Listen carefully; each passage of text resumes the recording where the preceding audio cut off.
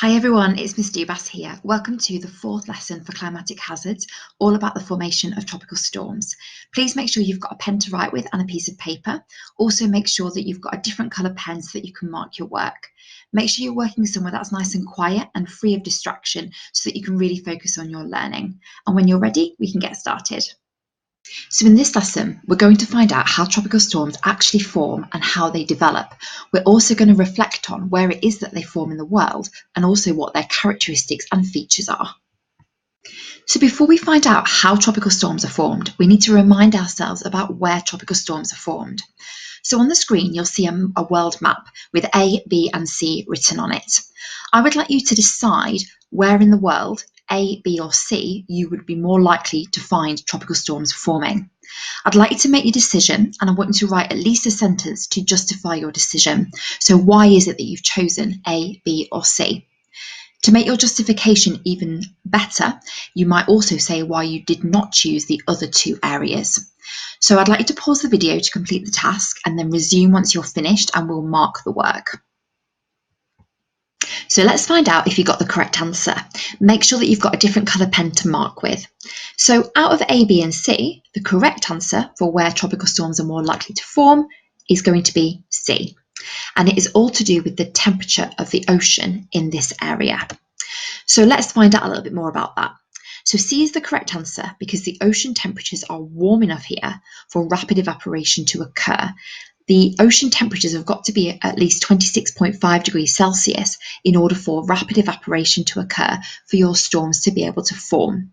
And you'll notice on the map that the letter C is within the orange area, and on this map the orange area shows where sea temperatures are over 27 degrees Celsius. So it shows us that this area would be an area where tropical storms are more likely to form. Also in this area the wind shear is low. That means that winds are stable and constant. That means that the storm clouds can stay together and help to create the storm itself rather than be broken up by high wind shear. So low wind shear means that there is a stable storm in place and the winds don't pull that storm apart. So why is it then that we don't get tropical storms forming at A or B? So we don't get them forming at A because it's over land, and that means that there's no evaporation from the ocean that can take place for your tropical storm to form. So tropical storms do not form over the land. And B is incorrect because it is too far south of the equator, which means that the ocean temperatures here are far too cool for any rates of evaporation to be high enough for your tropical storms to be created. So make sure that you've got the correct answer and make sure that you've understood why the answer is C. If you've got an incorrect answer, make sure you do the correction. So before we find out how tropical storms form and develop, we're going to learn about their structure and their features. So let's first consider the features of a tropical storm. So on the screen, you'll see a satellite image of Hurricane Katrina from 2005, and it does show you the scale of some of these tropical storms. They can be huge. They travel from east to west. They're also sort of circular in shape, as you'll be able to see from the satellite image. And their lifespan is about 7 to 14 days, so that's how long they last once they start. They can be up to 6 miles in height, and they can also be up to 400 miles wide. And when they travel between 10 to 15 miles per hour on average. Now, these storms, as you'll be able to see from this image, actually rotate or spin. And in the northern hemisphere, they spin anti-clockwise. And you can see that from the image because Hurricane Katrina formed in the northern hemisphere and it is spinning anti-clockwise. Storms that form in the southern hemisphere, they will spin clockwise. So what I would like you to do is I want you to now think about how to answer these quiz questions just to check your understanding of what we've just been looking at. So I'd like you to answer the 6 questions below. So number 1, what shape are tropical storms? Number 2, what is the average lifespan for a tropical storm? Number 3, how high can tropical storms be? Number 4, how wide can tropical storms be? Number 5, what is the average travelling speed of a tropical storm?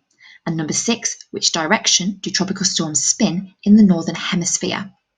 So I'd like you to pause the video to complete your task, and then I would like you to resume once you are finished.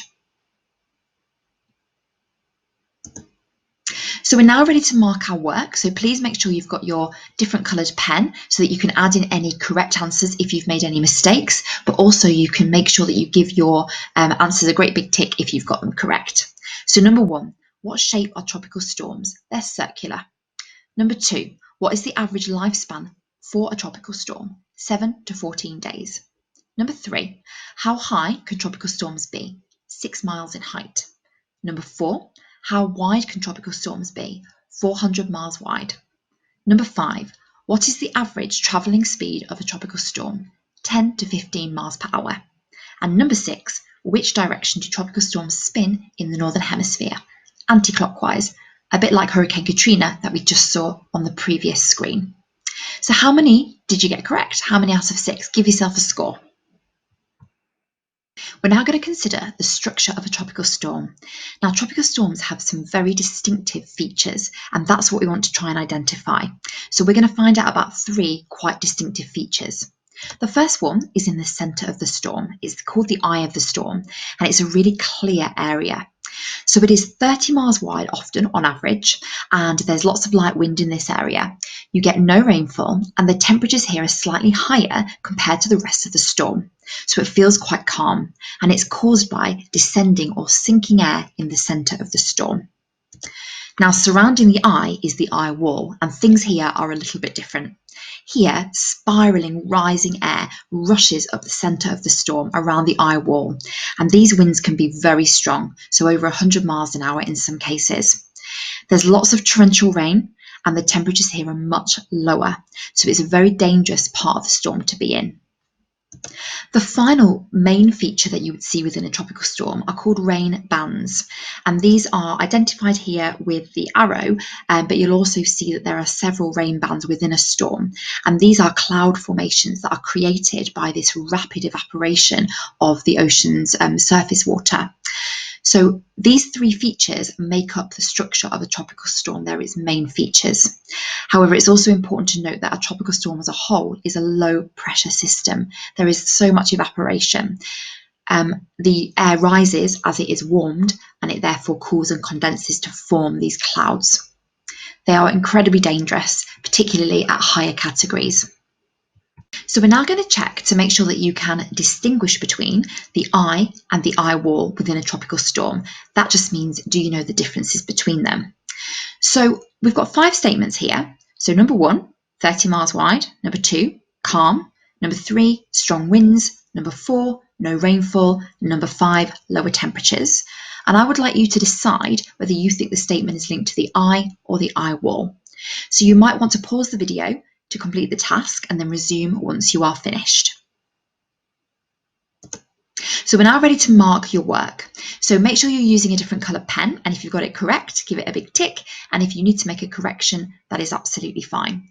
So number 1, 30 miles wide, this is referring to the eye.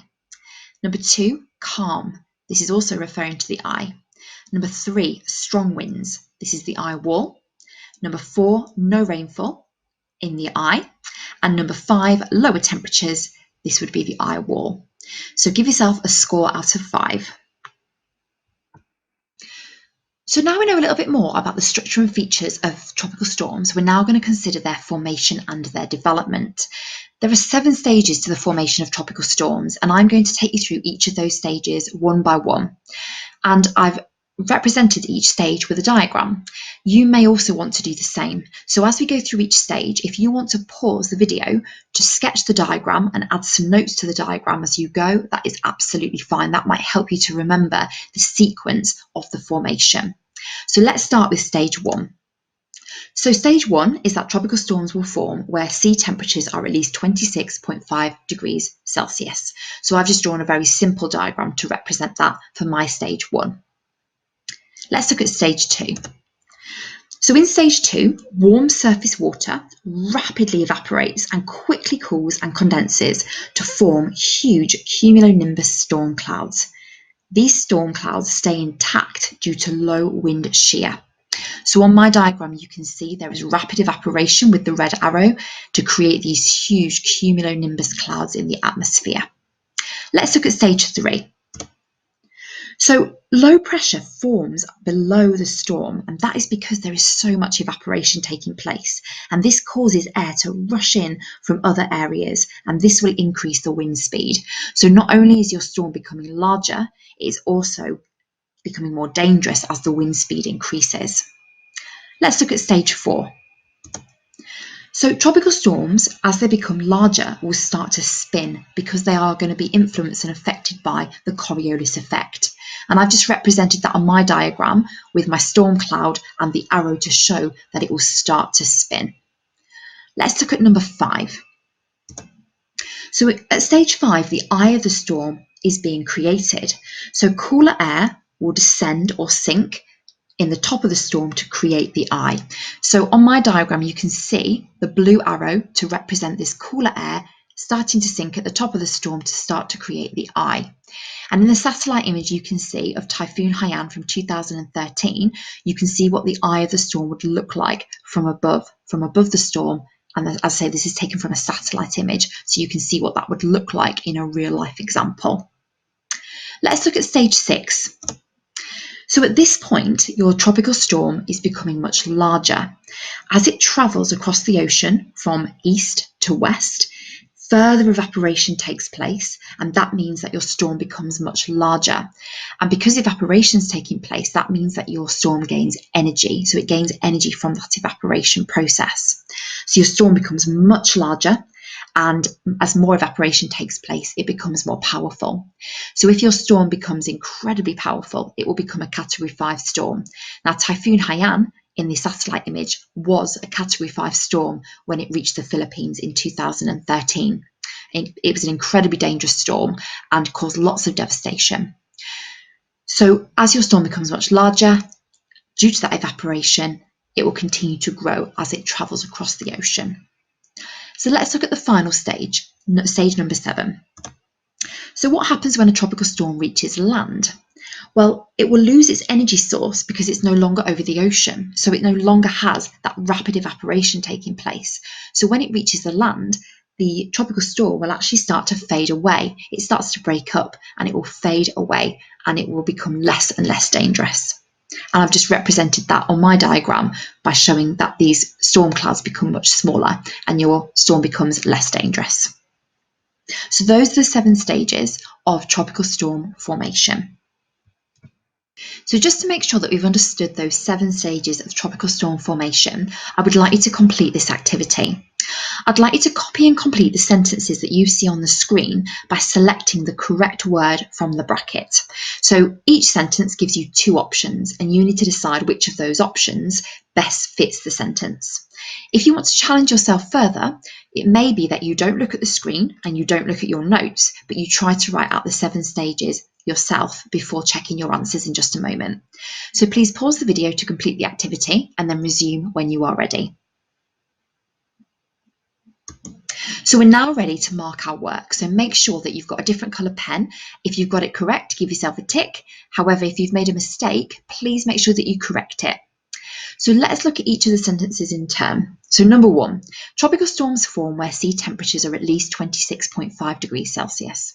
Number 2, warm surface water rapidly evaporates and quickly cools and condenses to form cumulonimbus storm clouds, which stay intact due to low wind shear. Number 3, low pressure forms below the storm, causing air to rush in, increasing the wind speed. Number 4, tropical storms will begin to spin due to the Coriolis effect. Number 5, the eye of the storm is created as cooler air sinks. Number 6, tropical storms will travel east to west, strengthening from further evaporation, which increases their energy, over the ocean. And number 7, once tropical storms reach land, they begin to fade. So give yourself a score out of 7 if you completed the sentences. And if you had created your own answer, just check that you've included all of the key points. So that concludes our lesson today on how tropical storms form and develop. Very well done for your hard work. Please make sure that you complete the exit quiz to check your understanding from today, and it's definitely worth practicing writing out the 7 steps again and again and again until you can do that off by heart.